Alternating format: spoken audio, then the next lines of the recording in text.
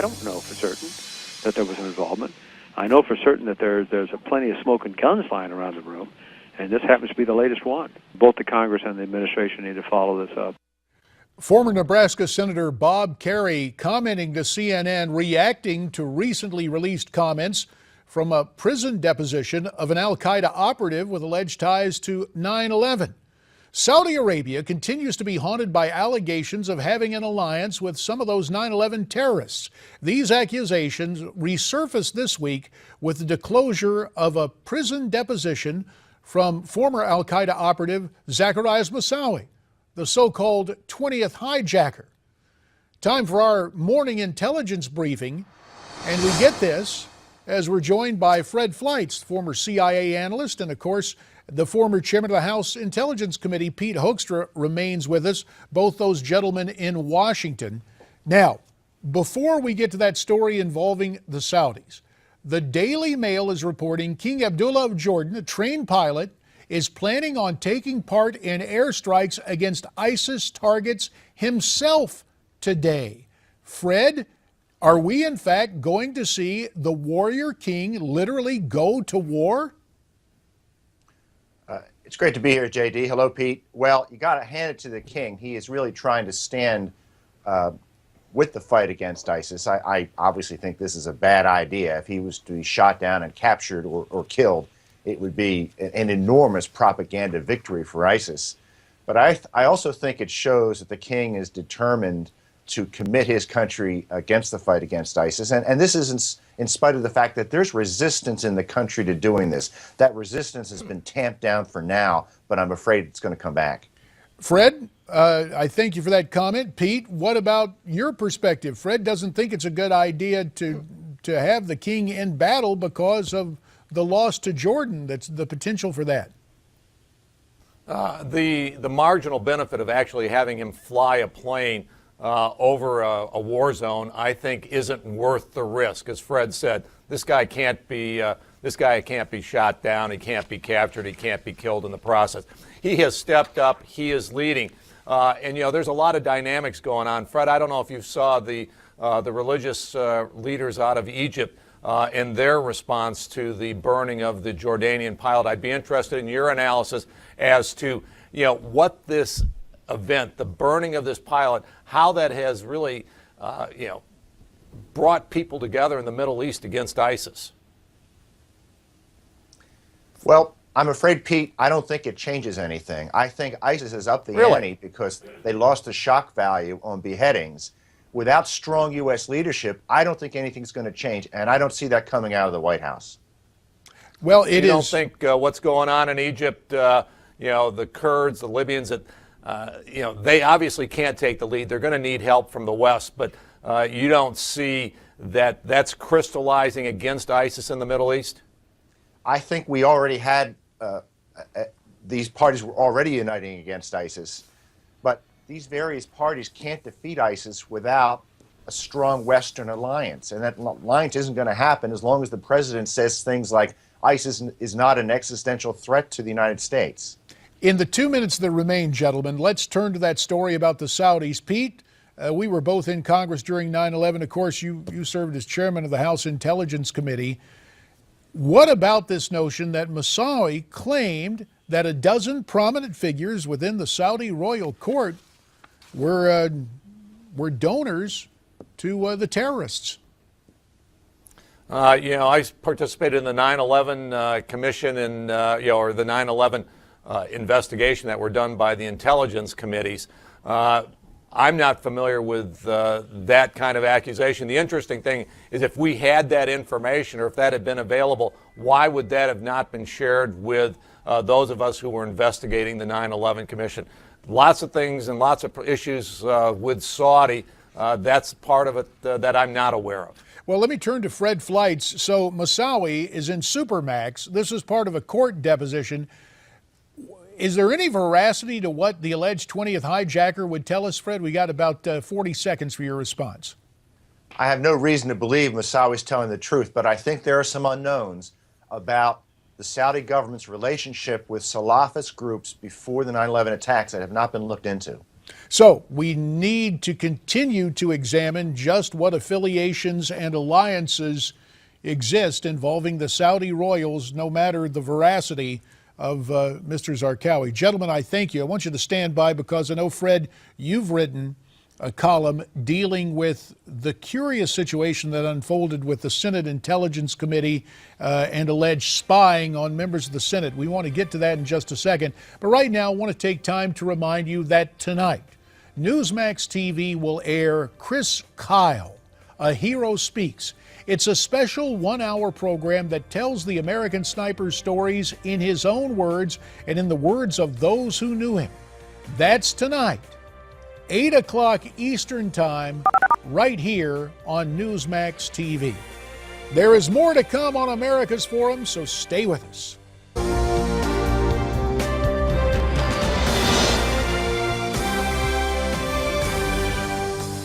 Rejoined by Miranda Kahn, J.D. Hayworth back with you on America's Forum. We're also rejoined by Fred Fleitz, former CIA analyst, and by former Congressman Pete Hoekstra, both those gentlemen Skyping in from Washington. Fred, you wrote an article for National Review Online that we want to get to. Maybe we'll get a look at it here.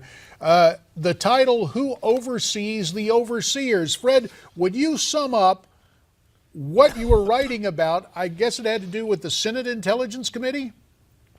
Yes, you may remember last March, Senator Dianne Feinstein, the chairman of this committee, went to the floor of the Senate and accused the CIA of spying on Congress by monitoring Senate computers being used for the Enhanced Interrogation Program. That's a program President Obama and other critics have said amounted to torture. And she said this violated the Fourth Amendment, violated laws barring domestic surveillance, and it was a public relations disaster for the agency. Well, two reports came out recently by the CIA Inspector General and by an Accountability Board report that said something else happened. CIA certainly made some mistakes. It did look at some computers being used, but these computers were CIA computers being used by Senate staffers. What Feinstein did not say is that she knew all along that these CIA computers were being monitored by the CIA for security reasons and for reasons of executive privilege, that a Senate Intelligence Committee staffer hacked into this computer to move CIA documents across a firewall to the Senate side of the system, and that the Senate staffers tried to smuggle a camera into a secure room where this work was being done. So I concluded CIA made some mistakes, they handled this badly, but these Senate staffers, their behavior was off the charts in terms of ethics. A final thing is that they stole 166 classified documents covered by executive privilege and attorney-client privilege and used in their final report. These guys are attorneys, and Jay, do you know what attorney-client privilege is and executive privilege? If an attorney comes across a document like this in an investigation and it isn't his, that attorney has to give it back. He isn't even supposed to read it. So my conclusion is the CIA made some mistakes, but the Senate Intelligence Committee staff was way out of control. Well, mindful of that, we need to call on Pete Hoekstra. Pete, you chaired the House Intelligence Committee. You've always said when you guys were in business, it was pretty much nonpartisan post 9/11. It sounds as if the Senate committee, it was just partisanship run amok, and sounds to me like charges could be filed against those Senate staffers. I disagree with you on this one, JD, and I disagree with my colleague, Fred Fleitz.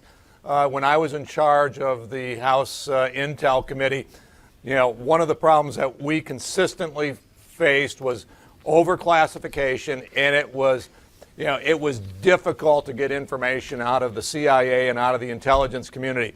If my staffers had gone to the CIA and had access to computers that were provided by the CIA, and the CIA had built an ineffective firewall that theoretically allowed my staff to get into places where the CIA didn't want them to go, but they got there, my hat would have been off to my staffers.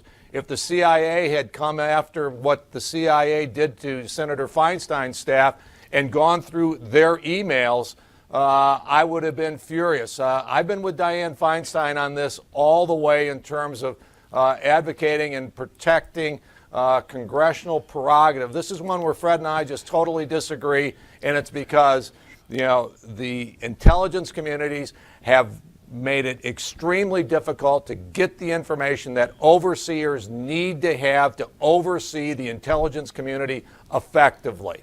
Fred, I'm just going to let you react to what he just said.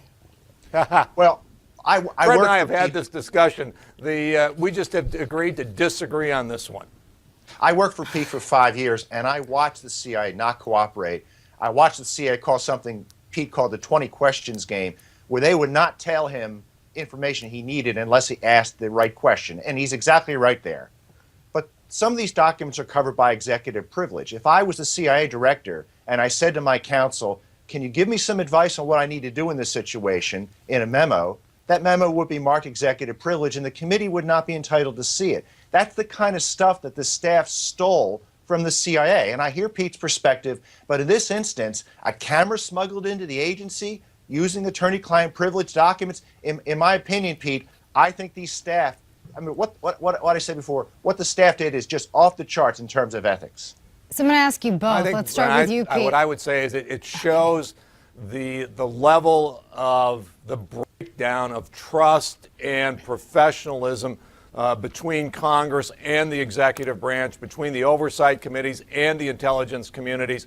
You know, the intelligence community has gotten to the point where they believe they don't have to be overseen by anybody in Congress, so they don't share information, and Congress has to resort to extraordinary efforts to kind of get the information that they are entitled to. The system is broken. I think we probably can agree that both the Senate staffers and the intelligence community, the CIA, made some mistakes, some serious mistakes. Okay, so can a compromise be reached? Can we rebuild this gap? Well, I guess my perspective is... Let's start with both Fred. parts. Congress needs to recognize that, or Congress has to be given the authority and to do their job, and the intelligence community has to respond effectively. Well, my question is, and this was the title of the article, who oversees the overseers? There were 2 investigations of what the CIA did. A panel headed by Democratic Senator Evan Bayh cleared CIA personnel of wrongdoing. Where's the investigation of the Senate staffers? The Senate Sergeant-at-Arms began an investigation and then closed it for some spurious reason that he didn't like access to CIA documents. I think there has to be accountability on both sides. And mindful of that, the situation, and I know that the executive branch has executive privilege. And a lot of times the debate and speech clause is used not only for members of the House and Senate, but also for their staffs. But I got to tell you, Pete, and only a minute remains, while I appreciate your perspective, I look back on that episode as I just saw it as the Mark Udall Employment Act, trying to hand this issue to Udall to go out and ride on his horse, and ultimately it was electorally unsuccessful. You can respond to that. 30 seconds left here, Pete. I think you got 2 issues. Clearly, I didn't agree with the Senate report. That was a partisan report. They used the information that they gained, and they used it inappropriately. They interpreted it inaccurately. That's a separate issue from actually getting the information. One is getting the information. How they used it, I think, they were wrong. Well, fair enough. And gentlemen, the debate will continue. And Fred Fleitz, we thank you very much for your time. Pete Hoekstra, hang right in there, because coming up next, will we see galvanizing across the Islamic world in the wake of the brutal execution of that Jordanian pilot? That's the subject up next here on The Forum.